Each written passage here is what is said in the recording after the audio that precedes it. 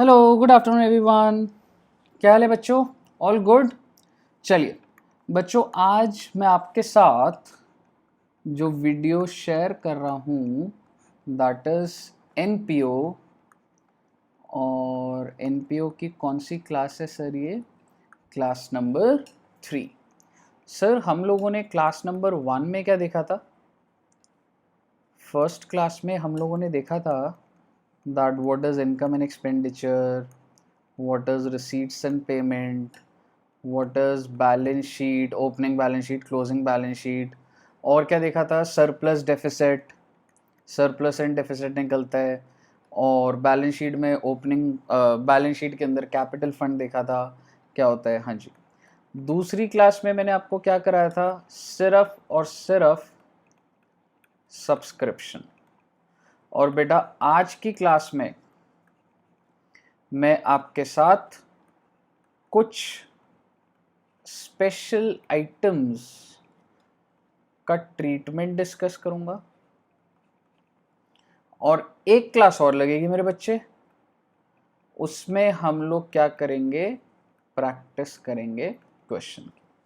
ठीक है जनाब? आइए तो मैं आपके साथ शुरू करता हूं स्पेसिफिक आइटम्स का ट्रीटमेंट। आइए, जिसके अंदर क्या क्या बातें हैं सर, आइए एक बार लिखते जाएंगे।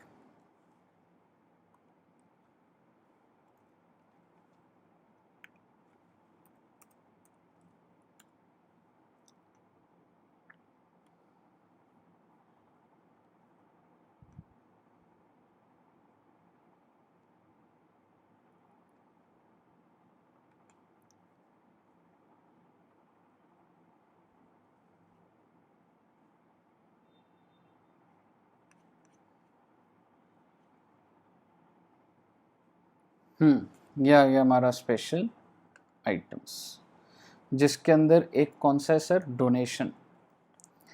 तो आइए साहब लिखते जाते हैं। एक हमने डिस्कस करना है डोनेशंस। फिर क्या है जनाब?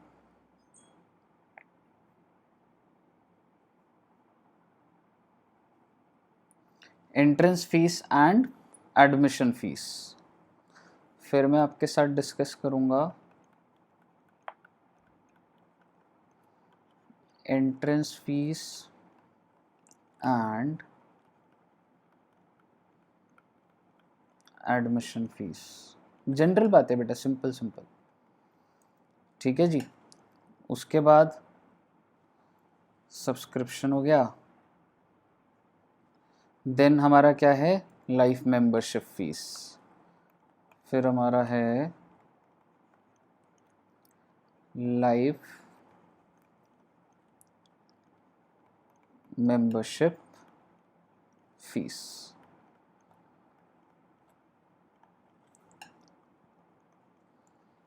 आइए,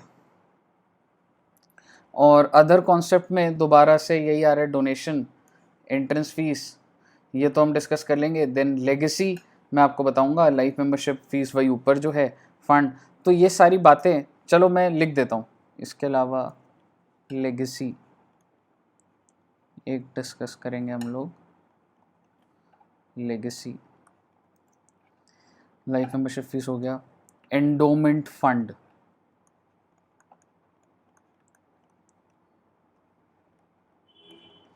एंडोमेंट फंड ये डिस्कस करेंगे। F, sale of old newspaper,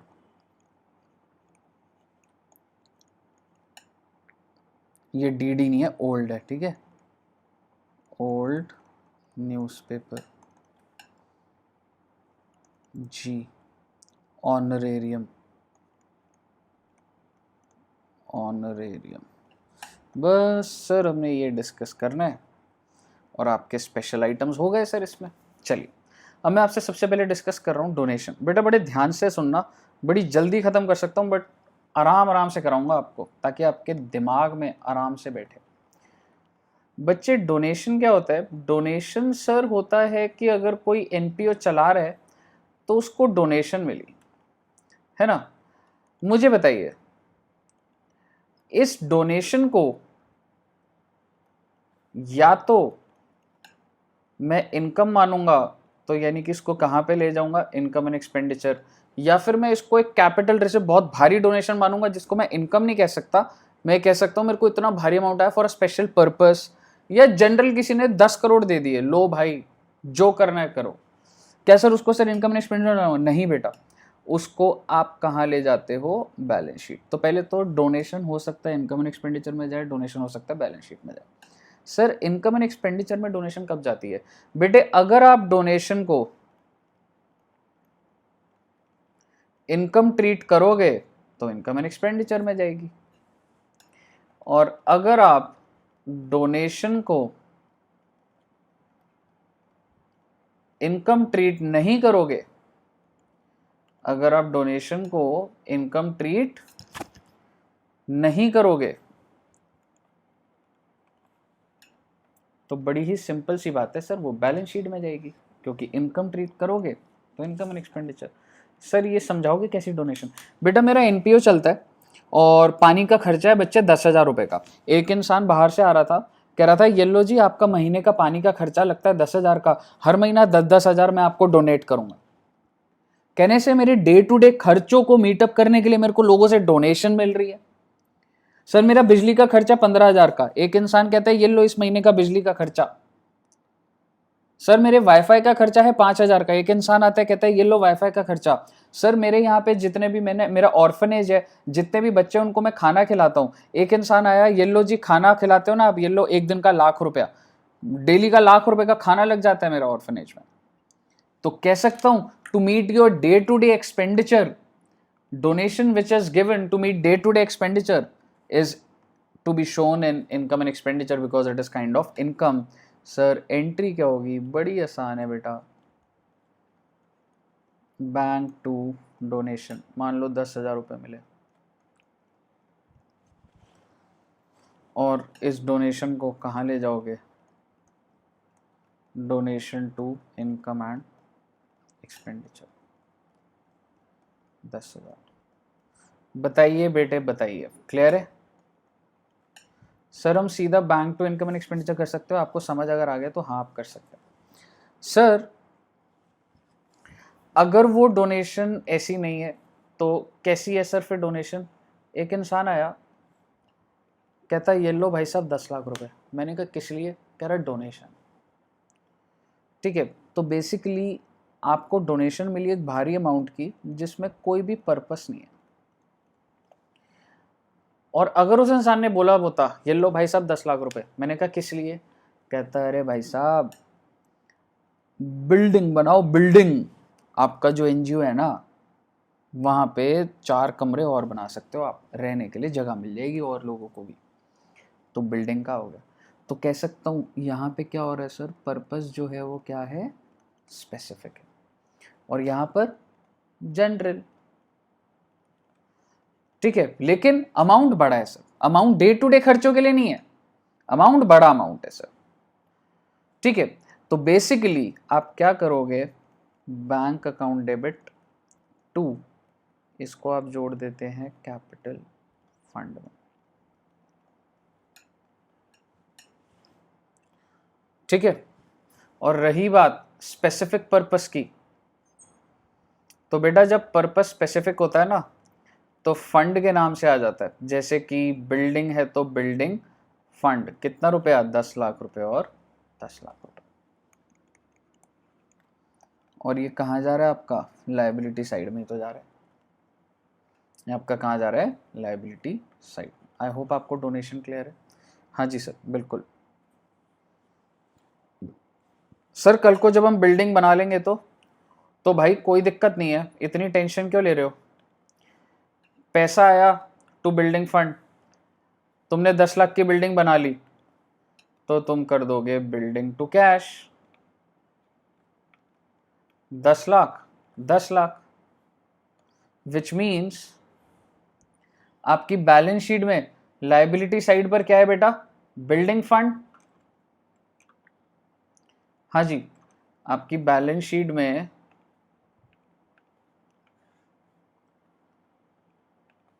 आपकी बैलेंस शीट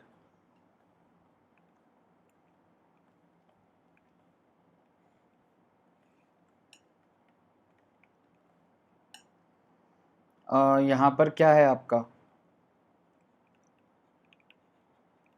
बिल्डिंग फंड जब आया था 10 लाख रुपए, अब जब आपने बिल्डिंग बना ली, बिल्डिंग टू कैश करा, तो ये हो गई। तो कोई दिक्कत नहीं है, फंड भी रहेगा और ये भी रहेगा।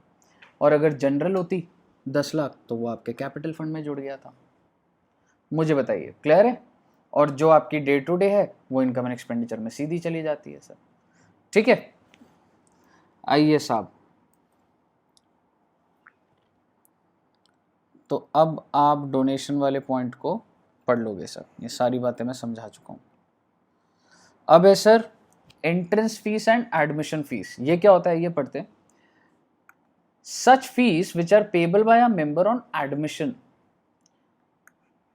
to a club or society are normally considered as capital receipt and credited to capital fund.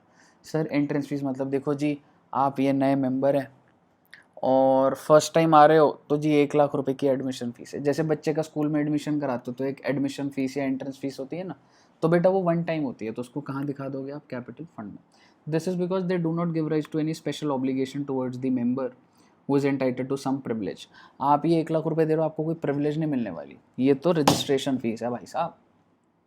ठीक है, क्या इस वजह से आपको कोई बेनिफिट मिलेगा? कोई बेनिफिट ना मिलेगा। हर महीना फीस तो लगनी है, मंथली सब्सक्रिप्शन बोल लो या मंथली मेंबरशिप फीस बोल लो। ठीक है, मेंबरशिप फीस बोल लो, हर महीना जी 1000 रुपए लगता है, बट वन टाइम आपका एडमिशन है 1 लाख रुपए का। कह रहा अच्छा सर 1 लाख रुपए देने से फायदा क्या? मैंने कोई फायदा ना बाबू, लेकिन एडमिशन कराना तो लाख रुपए तो देना पड़ेगा। क्लियर है? लेकिन एक चीज, where the amount is small, यानी कि अगर आपको दिखे कि एंट्रेंस फीस का अमाउंट या एडमिशन फीस का अमाउंट बहुत स्मॉल है, ठीक है, तो उसको आप क्या कर सकते हो? It could be treated as income. It could be treated as income. ठीक है, the treatment depends upon the requirement of the question. If the question is silent, अगर क्वेश्चन शांत स्वभाव का है, बताता ही नहीं है कि entrance fees is to be capitalized और व्हाट, तो आपको क्या करना है? It is a capital receipt. Clear है बच्चों? हाँ सर, तो एक चीज मैंने आपको बताई, डोनेशन। डोनेशन में पर्पस देखना पड़ेगा। एंट्रेंस फीस और एडमिशन फीस, अगर सिंपल सी बात बोलूं, एंट्रेंस फीस और एडमिशन फीस कैपिटल रिसिप्ट है, बट अगर अमाउंट बहुत छोटा है तो इनकम एंड एक्सपेंडिचर में भी दिखा सकते हो इसको। Life membership fees, it is a capital receipt, it is of non recurring nature, बार बार नहीं लेते जी हम, it is directly added to the capital fund और जनरल फंड।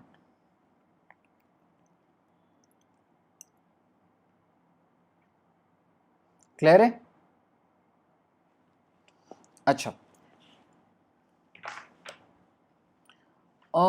ये लमसम या पढ़ लेना, इसके अंदर मैं जाऊंगा तो आपको लगेगा कि बहुत इंपॉर्टेंट बात है, तो आप कंफ्यूज हो जाओगे, इसलिए मैं बोल नहीं रहा। डोनेशन, डोनेशन हम कर चुके हैं, कैश में भी हो सकता है, काइंड में भी हो सकता है। स्पेसिफिक डोनेशन है तो जी बिल्डिंग फंड ऐसे करके होता है, it should be capitalised shown on the liability side. General donation होता है तो इनकम एंड एक्सपेंडिचर में। एंट्रेंस फीस आपको बता चुका हूँ मैं, कैपिटलाइज होता है। लेगेसी, लेगेसी होता है अगर विल के थ्रू एनपीओ के पास आ जाए। मान लो मैं बहुत अमीर इंसान हूँ, मैंने बोला भाई मेरे जाने के बाद अपने बच्चों को पैसे नहीं दे रहा, मैं एक एनपीओ को दे रहा हूँ मैं, क्योंकि वो अच्छा काम करते हैं। तो लेगेसी के थ्रू अगर किसी एनपीओ को पैसा है, it is the amount receive by an organisation as per the will of the person after the death of the person. इसका ट्रीटमेंट क्या होगा sir? Capitalise shown on the liability side of the balance sheet by adding to the capital fund. Clear है? Life membership obviously capitalised. Endowment fund, endowment fund भी ये होता है बेटा donation with a specific purpose. It is a donation received obviously with a specific purpose. इससे जब income होगी, मान लो मुझे डोनेशन मिली, मैंने उसको कहीं इन्वेस्ट कर दिया, तो मुझे जो भी इनकम मिली तो क्या होगा? Is to be use for certain specific purpose. मेरे को जिसने भी पैसा दिया था ना, उसने कहा था देखो जी इसको से कमाओ और कमाने के बाद इसको खाने के ऊपर लगा दो। समझ रहे हो? यानी कि एंडोमेंट फंड डोनेशन क्या होता है? डोनेशन मिली आपको, only income from that donation is to be used for certain specific purpose. और इसको कहाँ पे दिखाना होता है, liability side of balance sheet. Clear है? Treatment of sale of old newspaper and periodicals. Sir ये क्या है?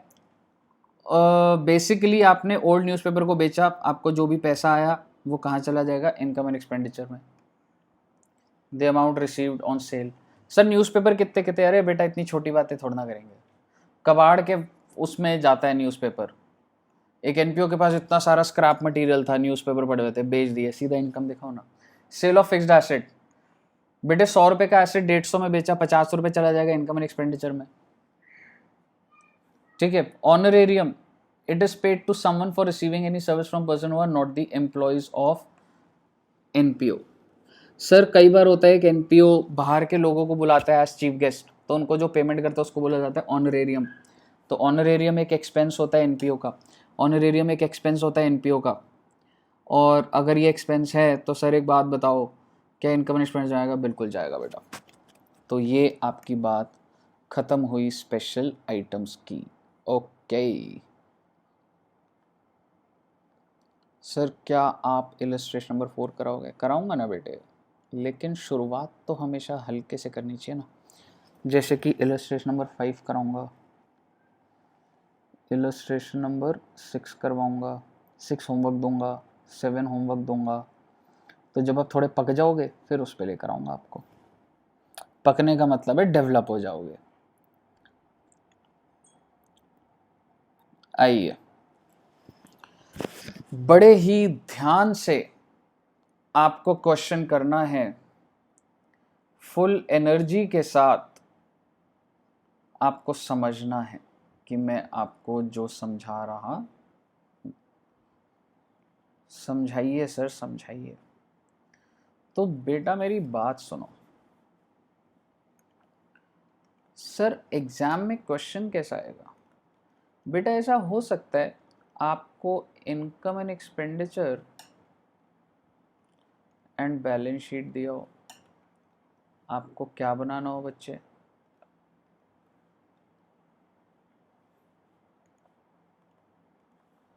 आपको बनाना हो receipts and payment.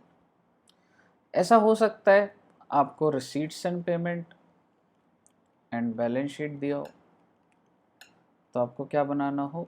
Income and expenditure. ऐसा हो सकता है इनकम एंड एक्सपेंडिचर प्लस कुछ एडिशनल इंफॉर्मेशन, और आपको रिसीट्स एंड पेमेंट और बैलेंस शीट बनाना हो। इसी तरीके से रिसीट्स एंड पेमेंट दिया हो और कुछ एडिशनल इंफॉर्मेशन दी हो। ये ना देके जैसे कि रिसीट्स एंड पेमेंट प्लस कुछ एडिशनल, तो आपको क्या बनाना हो? Income and expenditure plus balance sheet. तो बना लेंगे ना सर, हमें सिर्फ मतलब समझ आने चाहिए कि है क्या, ये क्या है और ये क्या है, बाकी तो हम दिमाग लगा लेंगे सर, उसकी क्यों टेंशन ले रहे हो। तो आइए बच्चे, आपका दिमाग टेस्ट करने का वक्त आ गया है। सीधा आते हैं जी इलस्ट्रेशन पे।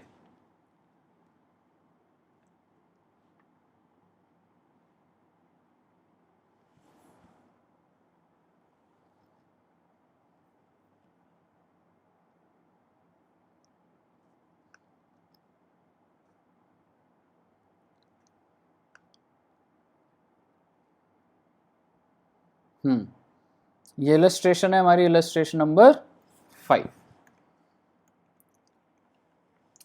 इसमें बताइए बच्चे क्या क्या लिखा हुआ है। The income and expenditure account of youth club for the year 2016 is as follow. सबसे पहले आराम आराम से डेटा को एनालाइज करना। 2016 का डेटा दिया हुआ है। जब 2016 लिखा होता है ना, तो इसका मतलब होता है 1/1/16 से लेके 31 दिसंबर 16। और जब 16/17 लिखा होता है तो 1/4/16 से लेके 31 मार्च 2017। सर क्या दिया हुआ है? अरे हमें तो एक्सपेंडिचर और इनकम, हमें क्या गिवन है बेटा? हमें गिवन है इनकम एंड एक्सपेंडिचर। आइए देखते हैं एनपीओ क्या क्या कमाते हैं। और इनकम एंड एक्सपेंडिचर दिया हुआ है, और नीचे देखो सरप्लस कितना दिया हुआ है? 600 रुपये। 600 रुपये का सरप्लस इनके पास बचा है, यानी कि आप कह सकते हैं 600 रुपये का प्रॉफिट। ठीक है, आइए जनाब, इनकम, सब्सक्रिप्शन भूलना मत बेटा, सब्सक्रिप्शन आपकी इनकम होती है। कितनी इनकम है? 7500। एंट्रेंस फीस, अरे सर अभी अभी एंट्रेंस फीस पढ़ा था, एंट्रेंस फीस तो कैपिटलाइज होती है बेटे। आपको मैंने बोला ना, अगर क्वेश्चन बोलेगा कि ये इनकम एंड एक्सपेंडिचर में डली हुई है तो इसका मतलब वो इनकम कह रहा है, छोटा सा अमाउंट है, ले लो इनकम, क्या दिक्कत है। कंट्रीब्यूशन फॉर एनुअल डिनर, ये कोई इनकम हुई। एनुअल स्पोर्ट्स मीट रिसिप्ट, ये कोई इनकम हुई। तो कुल इनकम हुई 9500। सैलरी पे कर दी जी, जनरल एक्सपेंस हो गया जी, ऑडिट फीस हो गया जी, ऑनरेरियम भाई साहब बाहर से कोई इंसान आया होगा, chief guest, printing and stationery, dinner expenses, interest का खर्चा, डिप्रिसिएशन हो 600। बेटा मेरा आपसे सवाल, क्या ये सारे एक्सपेंसेस पे हो गए और ये सारी इनकम रिसीव हो गई है? नहीं सर नहीं, हम अक्रूवल बेसिस पे कर रहे हैं। ये ऑन ड्यू बेसिस एक्सपेंसेस है और ये ड्यू बेसिस इनकम है। क्लियर है? This account has been prepared after the following adjustment. ये अकाउंट जो है आफ्टर द फॉलोइंग एडजस्टमेंट आपका मिल रहा है। Subscription outstanding at the end of 2015। End of 2015 का मतलब यानी कि 2016 का बिगनिंग हो गया ना ये। तो आइए,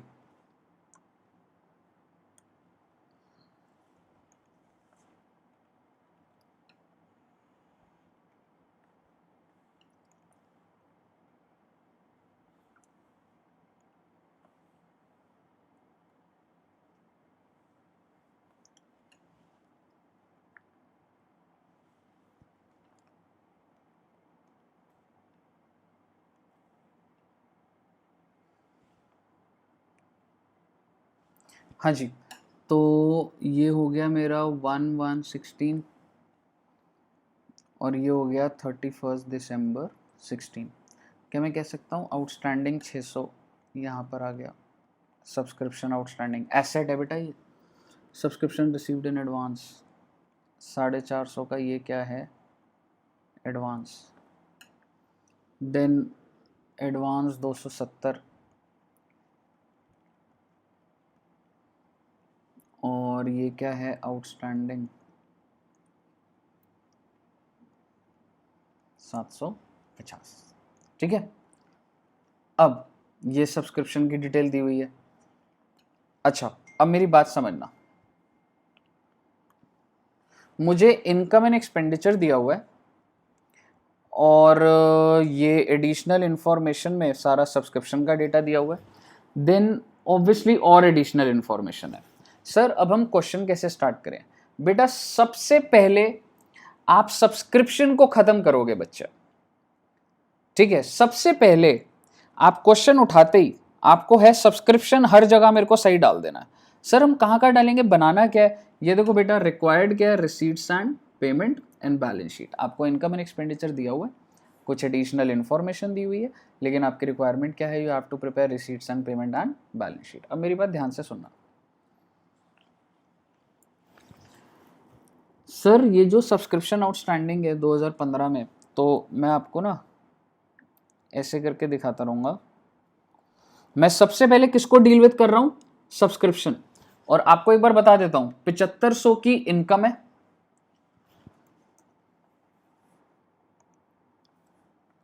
मुझे बताइए इनकम एंड एक्सपेंडिचर में कितनी है? 7500।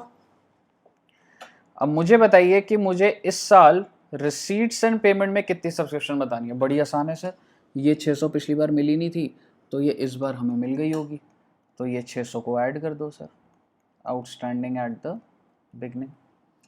ये हमें पिछली बार एडवांस मिल गया होगा, लेकिन इस साल इनकम तो हमने दिखाया हुआ है, बट इस साल मिला तो नहीं होगा ना सर, तो 450 माइनस हो जाएगा advance at the beginning. 750 outstanding at the and है, 7500 में से 750 तो नहीं मिला होगा तो माइनस कर दो। 270 एडवांस, यानी कि इसी साल ये एडवांस मिल गया, आगे के साल का रिसिप्ट तो इसी साल की हो गई ना बच्चे। हाँ सर, इसी साल की रिसिप्ट हो गई है, तो इसका मतलब 270 की आपकी रिसिप्ट। और एडवांस एट दी एंड हो गया ये, ठीक है। अब समझना, प्लस 600 प्लस 270 माइनस 450 माइनस 750। जब आप ये करोगे तो करके देख लेना, रिसीट्स एंड पेमेंट में प्लस 600 प्लस 270 माइनस ये 7170 आ जाएगा सर। रिसीट्स एंड पेमेंट में क्या आ गया, 7170। आई होप आपको ये फिगर क्लियर है। हाँ सर, सर हम पहले पूरा रिसीट्स एंड पेमेंट बनाएंगे। नहीं बेटे नहीं, आपने रिसीट्स एंड पेमेंट में पहली फिगर लिखी है ये, अब समझते जाओ। सर ये जो सब्सक्रिप्शन वाले ये तो अलग अलग जगह जाएगा, बिल्कुल बैलेंस शीट में। ये देखो बैलेंस शीट, ये देखना 2 बैलेंस शीट बनेंगी, ओपनिंग और क्लोजिंग। अब मुझे बता दो आप, ये आउटस्टैंडिंग कह सकता हूँ, ओपनिंग वाले में एसेट में दिख रहा होगा ये रहा बच्चे, ओपनिंग वाले में एसेट, ये लिख लो 600। सर सॉल्व करना है अपने साथ साथ, ऐसे नहीं आप बस देखते जा रहे हो। रजिस्टर निकालो अपना अभी, सब रिसिप्ट लिखो 7170 और आउटस्टैंडिंग लिखो अभी 600। देन एडवांस 450, सर ये तो लायबिलिटी है, ये रही बेटा लायबिलिटी 450। क्लोजिंग में सर 750 का एसेट, 750 का एसेट आउटस्टैंडिंग है क्योंकि, और एडवांस मिला है सर 270, तो 270 की आपकी लायबिलिटी। ये आपकी पूरी की पूरी कहानी खत्म हुई सब्सक्रिप्शन की। रिसीट्स एंड पेमेंट में क्या रिसीव हुआ वो भी आ गया, दोनों बैलेंस शीट में आउटस्टैंडिंग और एडवांस मैंने डाल दिया। तो जब आप सब्सक्रिप्शन कर लोगे तब आपको एक कॉन्फिडेंस आएगा, हाँ भाई मैंने सबसे टेढ़ा वाला पॉइंट तो हो गया। तो कुल मिलाकर आपने ये वाला सारा डील विद कर लिया, ठीक है। अब क्या करेंगे सर, अब सीधा ऊपर से ट्राई करेंगे। नहीं बेटा, एडिशनल इंफॉर्मेशन। आइए, salaries outstanding at the beginning of 2016 was 400 and beginning and at the end is 400 and 450। भाई साहब ओपनिंग बैलेंस शीट में एक बात बताओ, एट द बिगिनिंग आउटस्टैंडिंग कितना है, 400। तो कह सकता हूं ओपनिंग बैलेंस शीट में आप सैलरीज आउटस्टैंडिंग डाल दोगे, 400 आ गया। 450 क्लोजिंग में, 450 आपका क्लोजिंग में आ रहा होगा, ठीक है। तो ये पोस्टिंग हो गई सर। इसके बाद अब मुझे बताइए टोटल खर्चा कितने का है, 4750।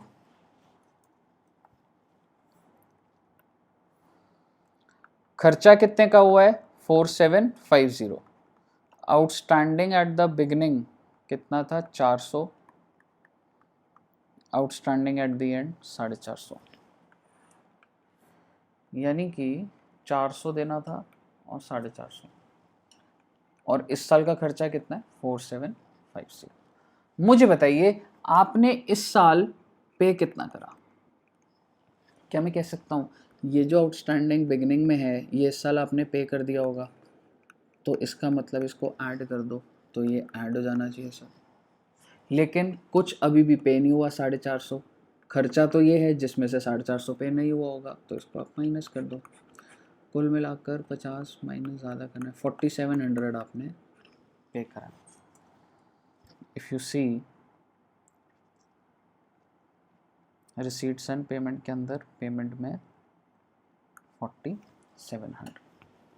आई होप आपको क्लियर है। हाँ सर, तो सैलरीज का भी आपने काम तमाम कर दिया। आइए, general expenses include insurance prepaid to the extent of ₹60। क्या बोल रहे हैं सर वो, जनरल एक्सपेंस कितने हैं, 500। अब ये लैंग्वेज पढ़ के लगता है बेटा कि इसके अंदर प्रीपेड है और गलती हो गई है क्वेश्चन से, लेकिन ऐसा नहीं है। 500 रुपए का खर्चा है, जनरल एक्सपेंस कितना खर्चा है, 500 का। प्रीपेड कितना है, 60 रुपए का। तो आपने टोटल पेमेंट कितनी करी होगी, 560। 560, तो आपकी पेमेंट आ गई 560 की। और सर 60 रुपीज़ जो प्रीपेड बन गया वो मेरा ऑब्वियसली एट दी एंड है, उन्होंने कुछ नहीं बोला तो एट दी एंड है। तो मेरा बैलेंस शीट में क्या मैं कह सकता हूँ, क्लोजिंग बैलेंस शीट में 31 दिसंबर को 60 रुपीज़ बन गया सर। क्लियर है, भूलना मत बच्चे, ये 31 दिसंबर की और ये 31 दिसंबर 15 की है। दोनों टाइम की बैलेंस शीट बन रही है ना, यहाँ की भी बैलेंस शीट बनेगी और यहाँ की भी बनेगी। आइए, audit fees for 2016 is as yet unpaid and during 2016 audit fees of 2015 was paid amounting to 200. क्या बोल रहा है सर वो? आप अभी कौन से साल में हो? आप अभी हैं 2016 में। 2016 में आपका कितने का खर्चा हुआ है? 250 का।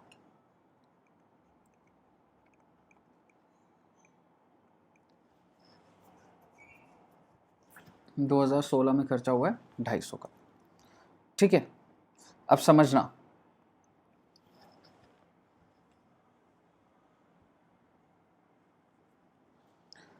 वो क्या बोल रहे हैं? क्या मैं कह सकता हूं this is the expense of 2016 whether it is paid और not, this is the expense of 2016। अब पढ़ते हैं, audit fees of 2016 is as it unpaid. आपने ये 250 रुपये अभी तक पे नहीं करे, सो कैन आई से आउटस्टैंडिंग इज 250। यस, देन उसके बाद during 2016 audit fees of 2015 was paid amounting to 200। आपने 2016 में जो पे करा है वो कितना करा है? 200। और ये किस बात का करा है? क्योंकि आपका ओपनिंग आउटस्टैंडिंग था 200, यानी कि पिछले साल का 200 रुपये आपने इस साल पे करा है। इससे कई बातें निकलती है बेटा। ये 200 आप ओपनिंग बैलेंस शीट में डालोगे, आउटस्टैंडिंग खर्चा। ये वाला खर्चा आप क्लोजिंग बैलेंस शीट में डालोगे, आउटस्टैंडिंग खर्चा। रिसीट्स एंड पेमेंट में क्या दिखाओगे? 200। और ये कहाँ दिखाया हुआ आपने? 250 इनकम एंड एक्सपेंडिचर। हाँ, आई होप आपको क्लियर है। तो मैं बैलेंस शीट से स्टार्ट करता हूँ। ऑडिट फीस 200 पिछले साल की, इस साल की ऑडिट फीस अभी तक पे नहीं हुई तो outstanding 250, and receipts and payment में 200। 2015 वाली तो आपने पे करी है इन 2016। आई होप आपको ये बात क्लियर है। आइए, ड्यूरिंग 2016, अच्छा ये हो गया। क्या मैं कह सकता हूँ ये पैरा भी अपना डन है? हाँ सर, डन है sir. The club owned a free hold lease of ground valued ₹10,000। वो क्या बोल रहा है? क्लब ओन्ड, क्लब मालिक है ग्राउंड का, वैल्यू 10,000। सर किस डेट को मालिक बना हमें नहीं पता, तो क्या मैं कह सकता हूँ पहले से ही मालिक है सर वो 10,000 का। सर इसका क्या करेंगे? बैलेंस शीट में दिखाओ ना भाई, एसेट है तुम्हारा। सर कौन सी बैलेंस शीट में? दोनों बैलेंस शीट में बच्चे। Free hold ground, free hold ground, कोई दिक्कत नहीं। The club had sports equipment on 1 जनवरी 2016। आराम से पढ़ना, ये पॉइंट आपका अच्छा होगा। 1 जनवरी 2016 स्पोर्ट्स इक्विपमेंट है आपके पास कोई, कितने रुपए का? 2600 रुपए का। At the end of the year after depreciation, this equipment amounted to ₹2,700। और क्लोजिंग कितना है जी? 2,700। सर ये स्पोर्ट्स इक्विपमेंट क्या होता है सर? बेटा स्पोर्ट्स इक्विपमेंट होता है क्रिकेट का सामान, स्पोर्ट्स का लॉन टेनिस, बैडमिंटन रैकेट्स, ये सारी चीज़ें। तो सर ये हमारा क्या होता है? ये होता है एसेट्स। तो इसका मतलब 2600 का बैलेंस शीट में, ओपनिंग बैलेंस शीट में भी दिख रहा होगा और 2700 का क्लोजिंग बैलेंस शीट में भी दिख रहा होगा। यकीन ना है तो देख लो पहले बैलेंस शीट। 2600 रुपये का स्पोर्ट्स इक्विपमेंट, 2700 रुपये का स्पोर्ट्स इक्विपमेंट। ठीक है सर? हाँ सर, अभी कुछ डेप्रिसिएशन लिखा था सर, अभी कहानी खत्म नहीं हुई। आइए स्पोर्ट्स इक्विपमेंट देखते हैं, कुछ यहाँ लिखा है क्या? कुछ डेप्रिसिएशन लिखा हुआ है सर। ये डेप्रिसिएशन किसके ऊपर है? ये डेप्रिसिएशन है बच्चे स्पोर्ट्स इक्विपमेंट के ऊपर। तो आप समझना 2600 के स्पोर्ट्स का मटेरियल था आपके पास, आपने कुछ परचेज करा होगा, ठीक है, फिर उस पर डेप्रिसिएशन लगाया होगा, ठीक है। डेप्रिसिएशन कितने का? 300 का। तो 2600 में कुछ ऐड करूंगा, x मान लो 2600 में मैंने जो परचेज करा x, डेप्रिसिएशन कितना 300, तो क्लोजिंग क्या आ जाना चाहिए था 2700। तो बता दो भाई ये इधर चला जाएगा 3400।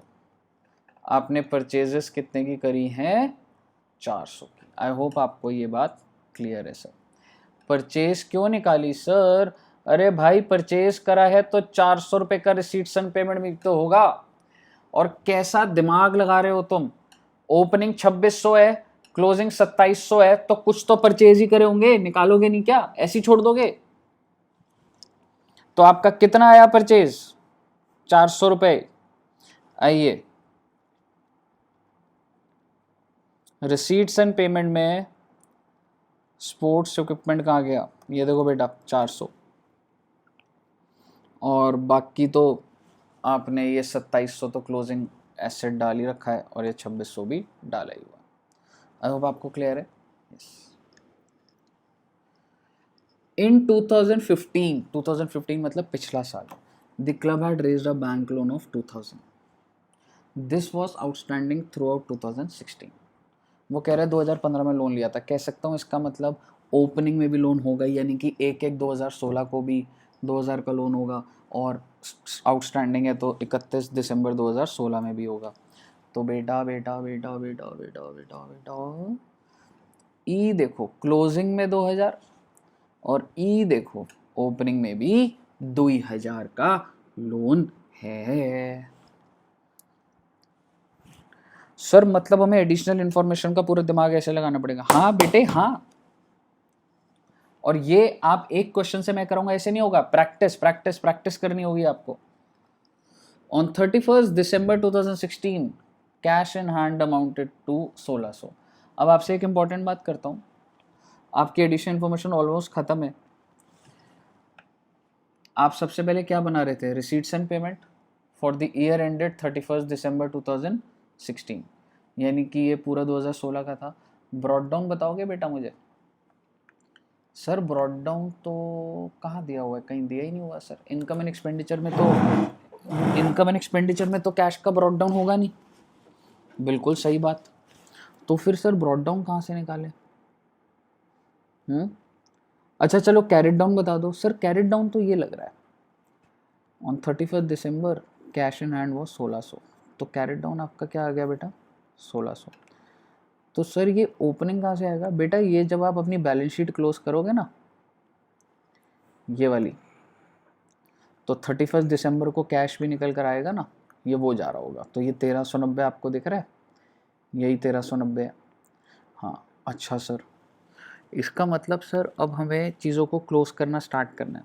हाँ बेटा, लेकिन इतनी जल्दी क्या है, पहले आप सारी चीज़ें डाल तो लो। आपने इसका सारा का सारा ट्रीटमेंट कर दिया, अब आप इस पे आ जाओ एक बार। सब्सक्रिप्शन के बारे में रिसीट्स एंड पेमेंट में डल गया कि क्या रिसीव हुआ है ना, 7700 था। एंट्रेंस फीस 250, तो सर इसके बारे में तो यहाँ पे कुछ भी नहीं लिखा, तो इसका मतलब सिंपल सी बात है भाई, तुम्हें रिसीव हो गया 250। तो रिसीट्स एंड पेमेंट में एंट्रेंस फीस देखो 250 की आ रही है। सर बट हो सकता है ना हुआ ना रिसीव हो बेटा, तो फिर हमें ये दिया होता कि अभी तक नहीं हुआ तो इसको आउटस्टैंडिंग बना दो, ठीक है, लेकिन कुछ नहीं दिया तो मैं क्या एज्यूम कर रहा हूँ, इट इज रिसीव तो रिसीट्स एंड पेमेंट साइड में दिखा रहा हूँ। Then contribution for annual dinner, sir इसका क्या करेंगे बेटे? दिखाओ ना बेटे, क्या करेंगे कि क्या मतलब, रिसिप्ट दिखाओ इसको। 750 की स्पोर्ट्स में मीट, इसको भी दिखाओ ना बच्चे। तो आपने सारी की सारी रिसिप्ट दिखा दी। अच्छा सर पेमेंट के अंदर सैलरीज हम लोग देख चुके हैं, 4700 आ गया था। जनरल एक्सपेंस 560 मैंने डाल दिया। ऑडिट फीस की 200 पिछले साल की हुई है। ऑनरेरियम भाई साहब इसके बारे में कुछ नहीं बोला हुआ, 1000 की पेमेंट डाल दो, 1000 की पेमेंट डाल दो। आप देखोगे 1000 की पेमेंट डल गई। स्टेशनरी एंड प्रिंटिंग 450 डाल दो भाई साहब, 450 पेमेंट में। एनुअल डिनर एक्सपेंस डाल दो 1500 रुपए। इंटरेस्ट एंड बैंक चार्जेस डाल दो 150 रुपए। डेप्रिसिएशन डाल दो, अरे ना ना ना ना ना, डेप्रिसिएशन कोई पेमेंट कैश में थोड़ा ना करी जाती है, तो डेप्रिसिएशन थोड़ा ना रिसीट्स एंड पेमेंट में जाएगा, सिर्फ और सिर्फ ये सारे जाएंगे। तो आप देखोगे स्टेशनरी चला गया, ऑनरेरियम चला गया, डिनर एक्सपेंस चला गया, इंटरेस्ट चला गया और परचेज ऑफ इक्विपमेंट चला गया, लेकिन डेप्रिसिएशन गया नहीं गया। अब आपने सारी बातें डाल दी, आप रिसीट्स एंड पेमेंट को क्लोज करोगे तो आपका बैलेंसिंग फिगर आ जाएगा ब्रॉड डाउन ये 1390। रिसीट्स एंड पेमेंट क्लोज होते ही कैश इन हैंड 1390 डल जाएगा। ये आप ऑलरेडी डाल चुके हो, ये डाल चुके हो, ये डाल चुके हो, लोन डाल दिया था, ऑडिट फीस डाल दिया था, आउटस्टैंडिंग ये डाल दिया था, बैलेंसिंग फिगर आ जाएगी बेटा कैपिटल फंड 1 जनवरी 2016 या फिर 31 दिसंबर 2015 को आपका कैपिटल फंड आ गया। यही कैपिटल फंड मेरे बच्चे ऊपर चला जाएगा, ओपनिंग कैपिटल फंड बन जाएगा। इसके अंदर इनकम एंड एक्सपेंडिचर का सरप्लस ऐड हो जाएगा, 12140 की फिगर आ गई और बाकी सारी फिगर्स दी हुई हैं। भगवान से प्रे करना है भगवान ये अमाउंट मैच हो जाए, 15110 आपका मैच हो गया। सर आपने करवाया तो समझ आ गया, लेकिन सर खुद बहुत बुरा फंस जाते हैं सर, बहुत बुरा फंसते हैं, क्या बताएं आपको बेटे। उसका मैं तरीका बताता हूँ आपको। पहले आपको कुछ भी दिया हो, कॉमन प्रिंसिपल समझो, पहले आपको सब्सक्रिप्शन को डील करना है सर। पूरी सब्सक्रिप्शन, पूरे क्वेश्चन में कितना इनकम एंड एक्सपेंडिचर में जाना है, कितना रिसीट्स एंड पेमेंट में जाना है, कितना ओपनिंग बैलेंस शीट में जाना है, कितना क्लोजिंग बैलेंस शीट में, और कुछ देखना ही नहीं है आपको पहले। फिर आपको एडिशनल इंफॉर्मेशन पकड़नी है। एडिशनल इंफॉर्मेशन में से क्या इनकम एंड एक्सपेंडिचर में जाना है, क्या रिसीट्स एंड पेमेंट में जाना है, क्या बैलेंस शीट में जाना है, क्या क्लोजिंग बैलेंस शीट में जाना है, ये डील करना है। फिर आपको जो भी दिया हुआ है, इनकम एंड एक्सपेंडिचर अगर दिया हुआ है तो फटाफट रिसीट्स एंड पेमेंट में डालो, अगर रिसीट्स एंड पेमेंट दिया तो इनकम एंड एक्सपेंडिचर में डालो, खत्म बेटा, खत्म। अगर आप यहां तक स्कूल लेवल पे थोड़ा सा बेस और आपने सुन लिया ना भाई साहब, आप कर लोगे क्वेश्चन। तो सर अब आप समझो, इलस्ट्रेशन नंबर 6 होमवर्क है आपका, होमवर्क लिखिए इसे। इलस्ट्रेशन नंबर 7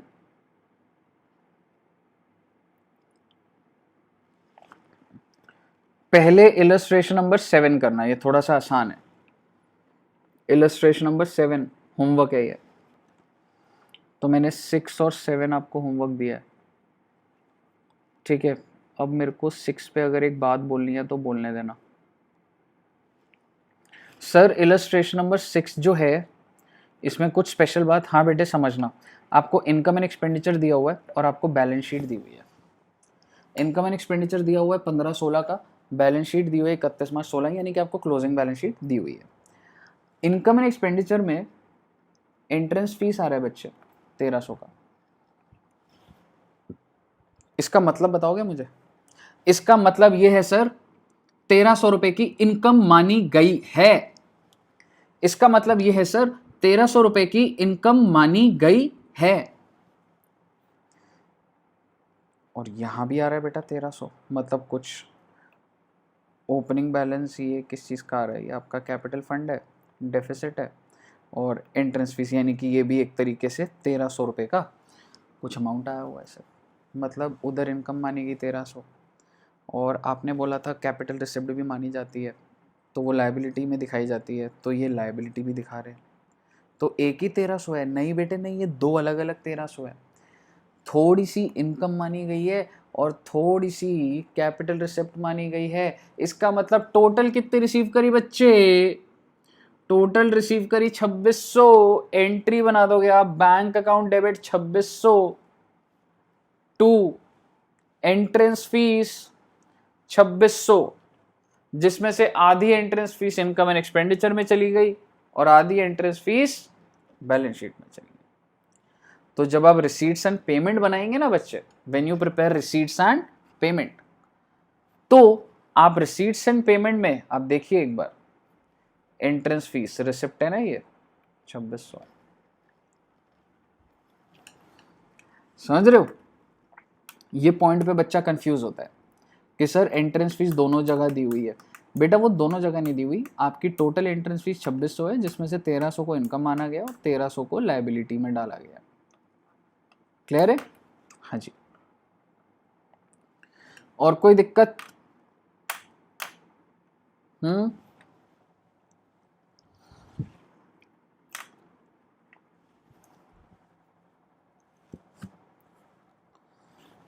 बताइए सर। एक ये प्राइस फंड, बेटा मेरे को आपसे ना फंड की एक बात और एक क्लास और लगेगी, लेकिन एक चीज समझना, एक आपको आइडिया देता हूं। प्राइस फंड, सर ये क्या होता है? प्राइस फंड ये क्या मतलब हुआ सर? आइए थोड़ा सा कोशिश करते हैं समझाने की। सर मुझे एक इंसान ने पैसा दिया कि आप कुछ एक कॉन्टेस्ट कराइए, क्विज कराइए और फिर प्राइस डिस्ट्रीब्यूट करना, उसके लिए ये लो 25,000। ठीक है, तो बच्चे मैंने क्या एंट्री डाली, क्या मैं कह सकता हूँ स्पेसिफिक पर्पस है? हाँ सर। और क्या इसको इनकम मान लूँ? नहीं बेटे नहीं, इनकम नहीं मानोगे बेटा इसको। ठीक है, स्पेसिफिक पर्पस है और मैं एज्यूम कर रहा हूँ, देखो आपको सर ये तो डे टू डे एक्सपेंस है बेटे, day to day prizes distribute नहीं हो रहे, डे टू डे कॉन्टेस्ट नहीं हो रहा, तो ये मेरी कैपिटल रिसिप्ट जैसी। तो मैंने एंट्री क्या डाली बच्चे? Bank to prize fund. तो बैंक टू प्राइस फंड करा तो 25,000 रुपये का मेरा फंड खड़ा होकर आ गया। आप समझ रहे हो? मैं आपको ना इसके पीछे की हिस्ट्री बता रहा हूँ कि आपका फंड 25,000 ये कैसे आया होगा।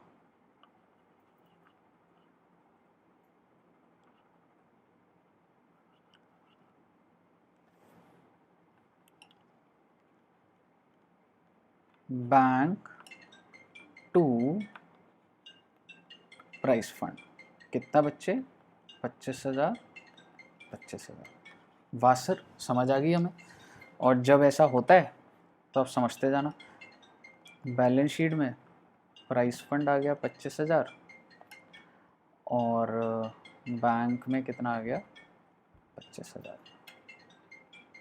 ठीक है, आइए सर, एक बैलेंस शीट में ये भी दिया हुआ है कुछ, प्राइस फंड इन्वेस्टमेंट। बेटा आपने उस पैसे को कहीं ना कहीं इन्वेस्ट कर दिया। ठीक है, कि जब तक मेरे को डिस्ट्रीब्यूट नहीं करना या जो भी है, मैं उसको इन्वेस्ट कर देता हूं। तो आपने एंट्री क्या डाली? Prize fund investment to bank 25,000, 25,000 sorry 20,000 की इन्वेस्टमेंट हुई है।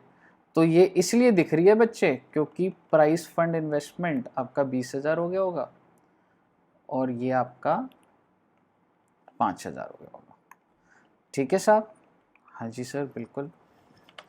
अब आपको इस इन्वेस्टमेंट पर इंटरेस्ट मिला बेटा, जो कि ये दिख रहा है इंटरेस्ट इधर ऐड हुआ। जब मुझे इस इन्वेस्टमेंट पर इंटरेस्ट मिलता है ना, तो आपको पता है मैं एंट्री क्या करता हूँ? बैंक अकाउंट डेबिट 1,000 टू, बेटा इसको मैं इनकम एंड एक्सपेंडिचर में इनकम नहीं बनाता, बल्कि फंड की वैल्यू बढ़ा देता हूं। तो ये बल्कि ऐड 1,000 हुआ होगा बच्चे। आप समझ रहे? हाँ सर। देन लेस क्या हुआ? प्राइसेस, मैंने कुछ प्राइसेस डिस्ट्रीब्यूट करे होंगे। So when you are using the money for distribution, तो टू बैंक तो होगा, लेकिन आप खर्चा डेबिट नहीं करोगे, आप प्राइस फंड को डेबिट करोगे 2,000। तो ये इसलिए आपको 2,000 यहां पे दिख रहा है बच्चे, कि आपका फंड इतने का था, इतने का आपको इंटरेस्ट मिल गया तो फंड 26,000 का हो गया, आपने डिस्ट्रीब्यूट कर दिया 2,000 का तो 24,000। तो सर लॉजिकली ये तो सर हमारी इनकम है, तो क्या यहां दिख रही है? देखो कहीं भी नहीं दिख रही होगी आपको इनकम में। क्यों? क्योंकि आप बेटा आपने इसमें फंड के अंदर ही डालना है। अगर आपका कोई भी फंड बना होता है और उस फंड के थ्रू आपको कुछ इनकम होती है, देखो हाँ ठीक है अभी इतना ही बोलूंगा, अगर कोई फंड बना होता है और उसकी इनकम होती है तो फंड में ऐड हो जाता है, और अगर कोई खर्चा होता है तो फंड में से माइनस हो जाता है। लेकिन क्या उसका इंपैक्ट इनकम एंड एक्सपेंस में आता है? नहीं जाता बेटा, एंट्रीज करके दिखा तो दी आपको मैंने। यहां मैंने ऐसे थोड़ा ना करा इनकम हुई है तो बैंक टू इनकम और इनकम टू इनकम, नहीं, मैंने फंड की वैल्यू बढ़ा दी है बच्चे।